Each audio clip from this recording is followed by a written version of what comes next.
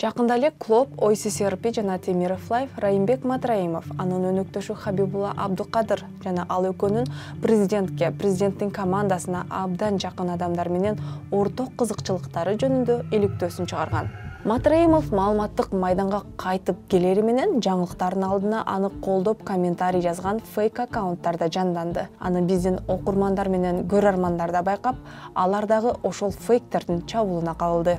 Мисалы бул жердегидей. Окурман фейк аккаунттардын бири анын сүрөтүн колдонуп жатканын байкап калып, ага башка фейк аккаунт жооп берген.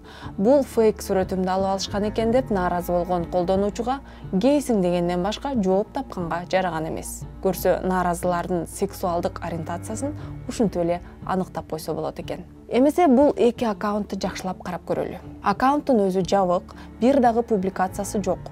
Аккаунт 23-жылдын августунда ачылган. Бул айда биз аныктап чыккандай, Матраимовчыл бир эле эмес бир далай фейк баракча пайда болгон. Бирок алыстабай эле кайра Эльвира Нарынбековамын деп жүргөн аккаунтка кайталы. Сүрөтүн карасаң, бети тунук, абдан татынакай кыз. Билгендер, ой бул кудум эле кытайлык супермодель Лю Вен го деши мүмкүн. Болбосо Эльвиранын сүрөтүндө дал ошол Лю Вен өзү турат. Ошол Матраимовчу Инстаграм барактардын августтагы төлүндө өзүн Адель Алиевамын деп атаган дагы бир аккаунт пайда болгон. Ал Райым миллионго ашык болгон кыздай эле өрт жаадырып, ал эми журналист Болот Темировду эл душманы деп атаган. Аккаунттун өзүн көрсөк, баягы эле көрүнүш. Баракча жабык, бир да публикация жок, бирок чоочун бирөөнүн жүзүнүн ордуна адамдын көкүрөгүн, орусча айтканда декольтенин сүрөтү турганын көрүүгө болот. Ал ким экен десеңер, ал кореялык актриса Нам Гю Ри.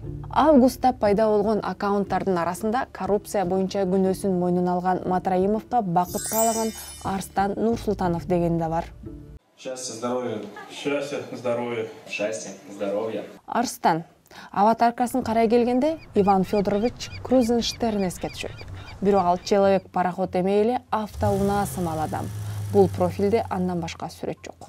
Бирок фейктердин баарын эле жабык дегенге болбойт. Айрымдары барактарын реалдуу кишиники деп көрсөткөнгө аракет кылышат. Же анысы окшошсочу.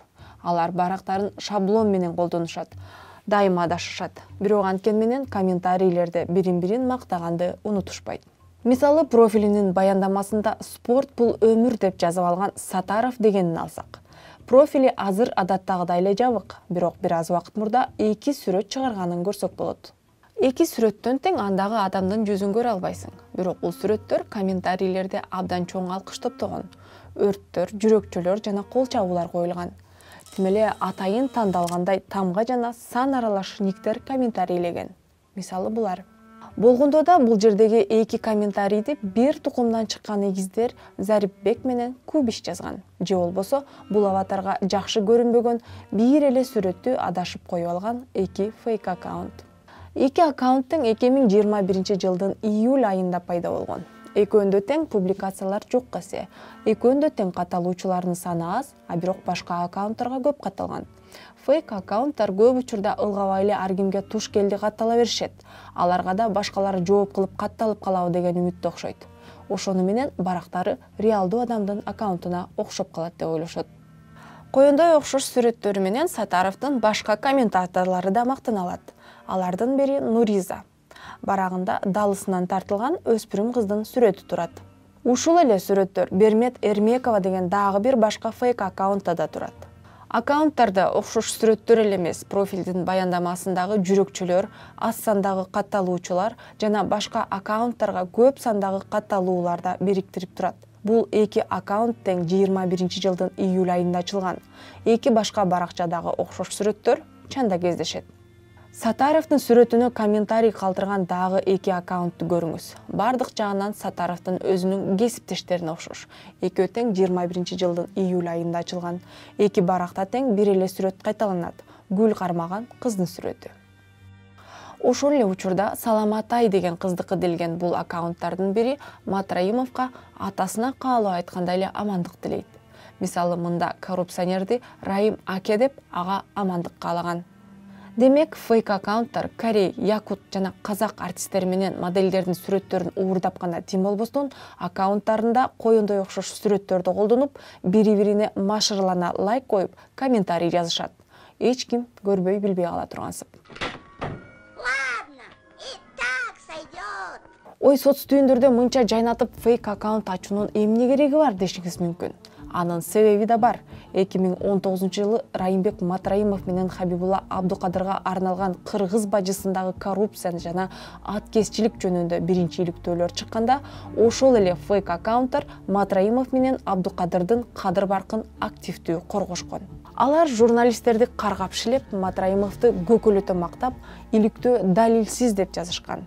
Алар бул аракети менен биз алардын чыныгы жүзүн ашкерелеп, кимдин өздүгүн уурдап алышканын аныктап чыкканга чейин белгилүү бир коомдук пикир жаратып атат деген түр көрсөтүүгө аракет кылышкан.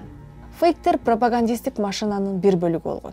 Алар кыргызстандыктардын оюн бузуп, иликтөөнү жалганга чыгарганга, реалдуу өзгөрүүлөрдү талап кылдыртпаш үчүн фактылардан күмөн санатып, адамдарды ичара талашып, тартыштырганга аракет жасашкан.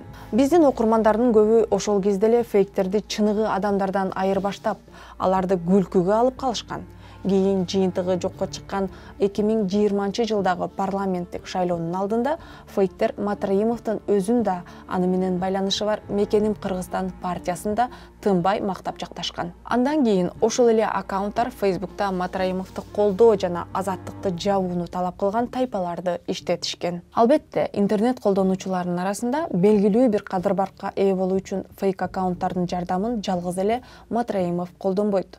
Фейктердин жардамын алган өлкөнүн кеминде акыркы 3 президенти жана башка көптөгөн саясатчылар бар. Мындай жалган колдонуучулардын бир бөлүгү иш берүүчүлөрүн мактап, көбүнесе шайлоонун алдында тирилип чыга калса, башкалары чыныгы адамдарды каралоо же көкүтүү кампанияларына катышат.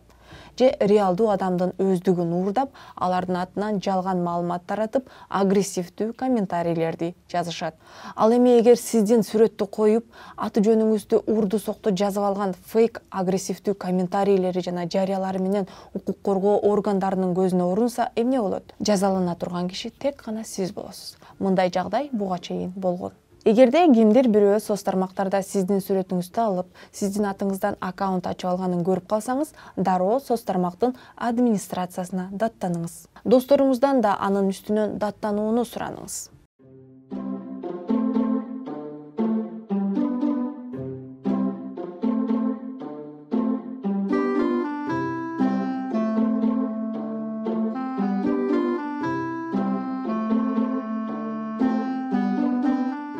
Эң башкысы, соц тармактагы бейтаныш кишинин ою реалдуу адамдын пикири экенине ишенип алуудан мурда анын профилине кирип карап коюңуз. Себеби комментарийди аял же эркек, кыргыз, тажик же орус жараны, жаш же улгайган адам эмес, Корей актрисасынын көкүрөгүнө жашынган фейк аккаунт жазган болушу толук мүмкүн.